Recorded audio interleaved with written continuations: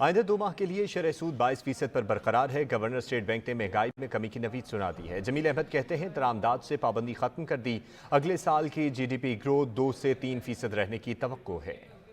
شرح سود میں اضافہ ہوا نہ کمی، آئندہ 2 ماہ کے لیے انٹرسٹ ریٹ 22% پر برقرار۔ گورنر اسٹیٹ بینک نے مانیٹری پالیسی کا اعلان کر دیا۔ گورنر اسٹیٹ بینک جمیل احمد کا کہنا تھا نیکسٹ ایئر میں مہنگائی کافی کم ہوگی، 20 سے 22% کے درمیان رہے گی۔ اگلے سال کی گروتھ جو ہے وہ 2 سے 3% کے درمیان رہے گی۔ اگلے سال شرح نمو 2 سے 3% رہے گی۔ مہنگائی کی شرح 20 سے 22% رہے گی۔ 2025 ختم ہونے سے پہلے مہنگائی 5 سے 7% کم ہو گئی۔ اگلے سال کا جو کمیٹی نے جو ڈیسائیڈ کیا وہ انفلیشن ہمارے اسسمنٹ کے مطابق وہ 20 سے لے کے 22% رہے گا، یعنی 20 سے 22% کے درمیان رہنے کی توقع ہے۔ مہنگائی جو ہے 5 سے 7% پہ آئے گی مالی سال 2025 کے ختم ہونے سے پہلے۔